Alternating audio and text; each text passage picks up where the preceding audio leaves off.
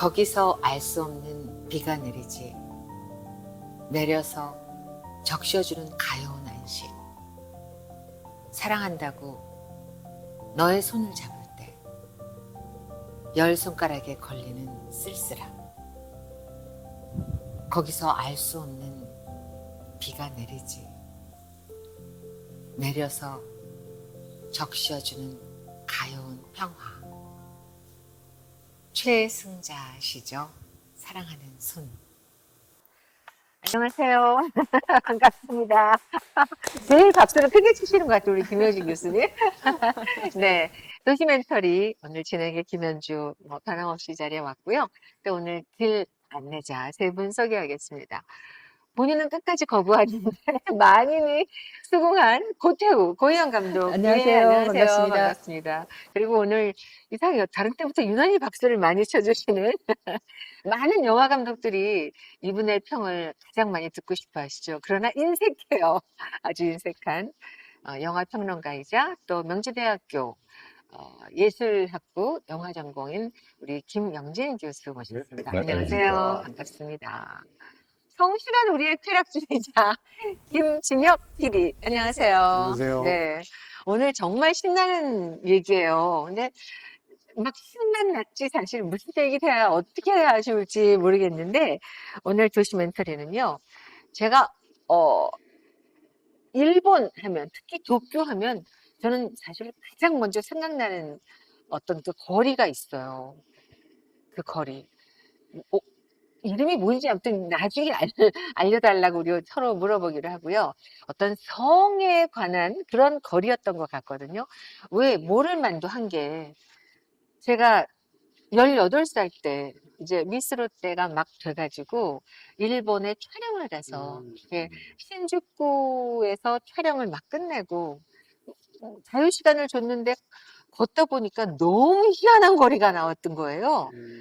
그 거리에 대해서 제가 여쭤봐도 될까요? 먼저 우리 김진혁 PD님. 뭐 이렇게 가는데 막 간판이 있고 예쁜 아가씨들이 있고 뭐 메이드 카페 그런 거 아니었어요? 글쎄 모르겠어요. 그거를 또 가본 적이 없어요. 그런데 이렇게 야한 옷을 입고 들어오라고 이렇게 호객행위도 하고 막 그러던데요. 저는 그런데 안 가봤는데. 아, 네, 죄송합니다. 기대했습니다. 그건 우리 김영진 교수님입니다. 저도 뭐 들어가 보진 않았는데 그런 데가 많잖아요. 일본은 그렇죠. 성을 사고 파는 거에 대해서 우리보다 훨씬 거리낌이 없고 우리는 뭔가 불건전하지만 숨어 있잖아요. 그렇죠. 그리고 또 불법적인 그런 경험도 불법으로도 많이 돼 있고 근데 그런 룸사롱 같은 거나 이런 문화들이 센 거 보면은 우리가 이렇게 뭐 이렇게 유교사회 겉으로 표방하는 유교사회만큼 그렇지는 않은데 일본은 그거에 대해서 거리낌이 없는 거예요. 어떤 면에서 더 솔직한 거지. 성을 사고 파는 거. 그래가지고 그 여자들이 파는 것도 있고 또 남자들이 파는 것도 있잖아요. 남자들이 파는 거 보면 거의 1억 엔을 번대 한 달에. 호스트바. 남자애들이 근데 인간이 아니에요. 외모가 성형을 너무 해가지고. 그래서 딱 가서 보면은 저도 유튜브로 봤어요. 제 돈이 없어요. 가서 보면은 뭐 쫙 하면은 샴페인이 고급 샴페인 쏘는 거야. 사모님들이 한 달 1억, 그거는 매출 1억에. 근데 그게 진짜 합법화돼 있는 거예요? 합법화 돼 있어. 제가 지난번에 갔을 때 정말 놀랐는데 시부야 거리를 촬영하고 있는데 네. 굉장히 요란한 광고판을 단 차들이 막 왔다 갔다 하는 거예요. 나중에 자세히 봤더니 그게 호스트바 광고였는데 이미 막 대낮에 거리를 다니면서 막 영업들을 막 하더라고요. 그런 거 보면서 와 다르다. 근데 그게 불법이 아니란 얘기죠. 그런가 봐요. TV에 나오고 그래요. 그 사람들 연예인이야, 준연예인. 준연이 어떻게 한 달에 1억 원의 매출을 올리십니까? 인터뷰할 때. 맞아, 막 거리에서 팬 사인회도 막 하던데 AV 그 배우들이.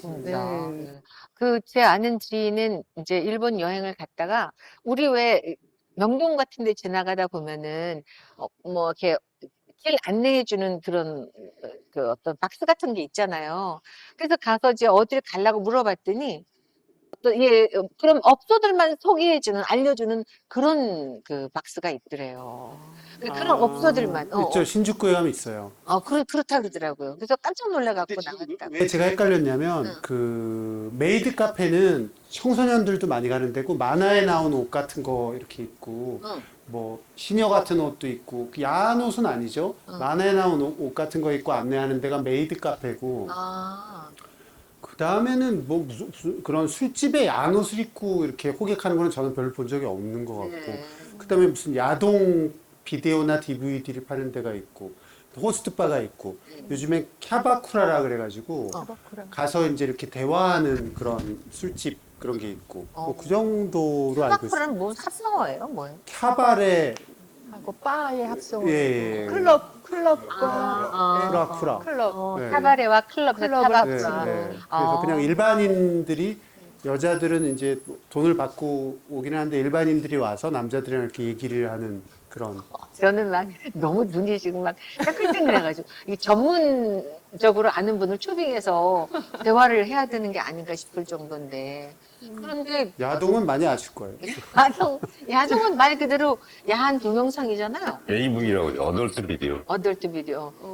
그런 것도 진짜 뭐 아주 흔하게 접할 수 있는 거예요? 일본에서? 놀렸죠. 그게 몇 조 엔의 사업이라고 그러던데 그 비즈니스 규모가. 제가 본 거는 저기 지나가다 보면은 그 밴 같은 버스 안에서 성인 용품 판매 뭐 그런 거죠 일종의.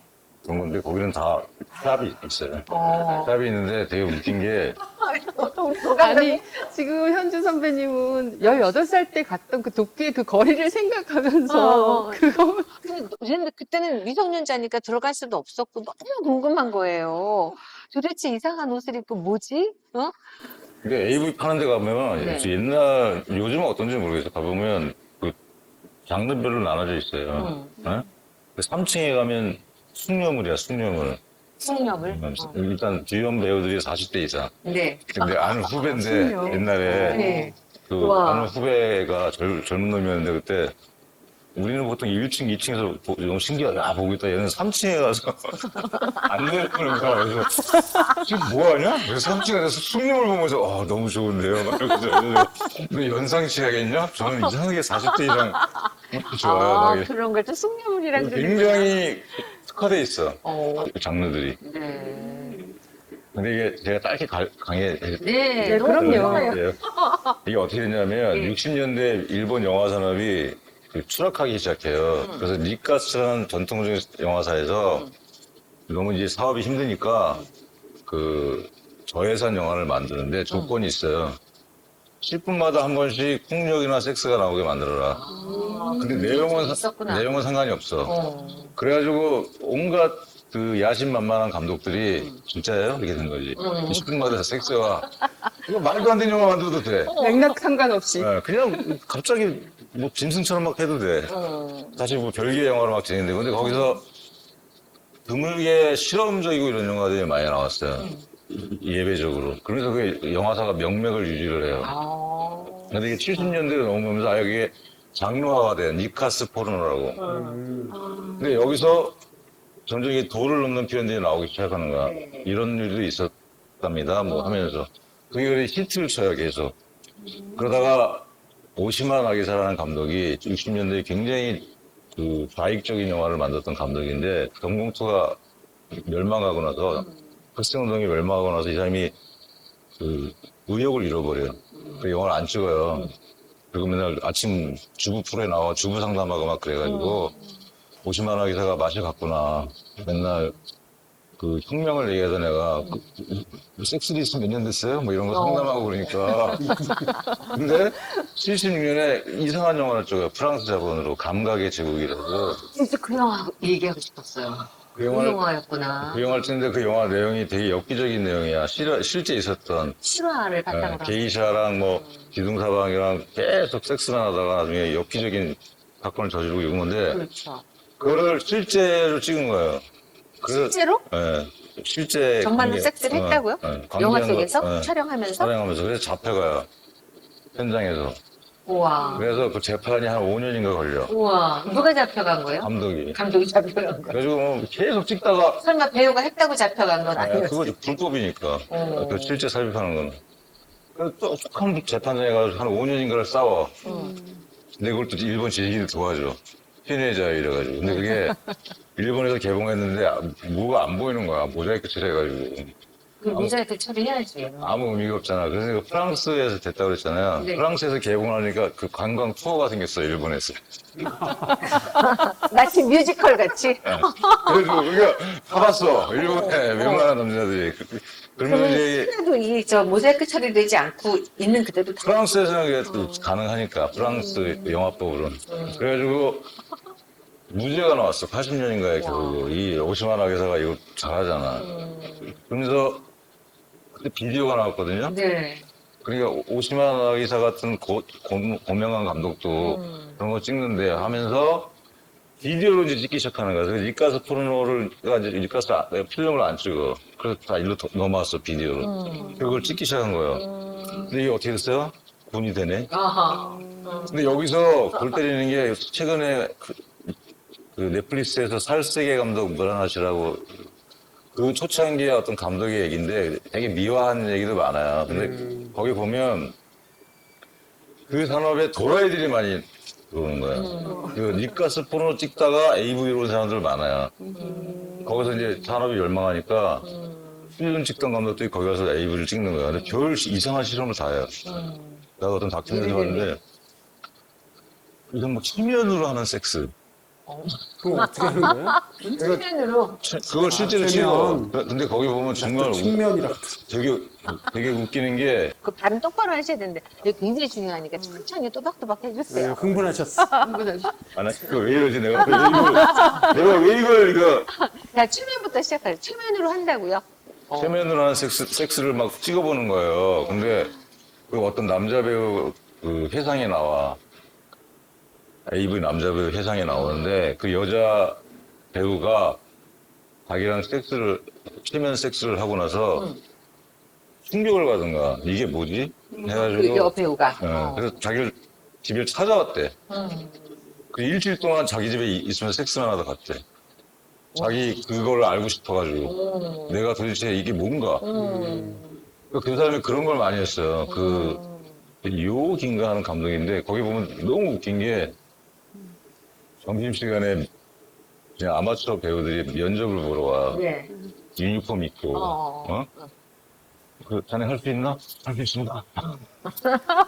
이것도 할 수 있어? 할 수 있습니다. 합격. 근데, 야, 이건 뭔가. 근데 그, 70년대 만든 그, 니카스 폰으로 보면요. 이상한 내용 있잖아. 변태스러운 거. 여자를 납치해가지고, 학대하는데 여자가 그 M적인, 매적시적인 거에 빠져드는 거야. 네네. 그래서 나중에는 영화의 맨 마지막 장면이 막 밧줄에 묶여가지고, 뭐, 그래서 상상에 맞겠습니다. 제가 이게 민망하니까. 뭐, 더 해주세요. 막 이런 거 끝나는 거야.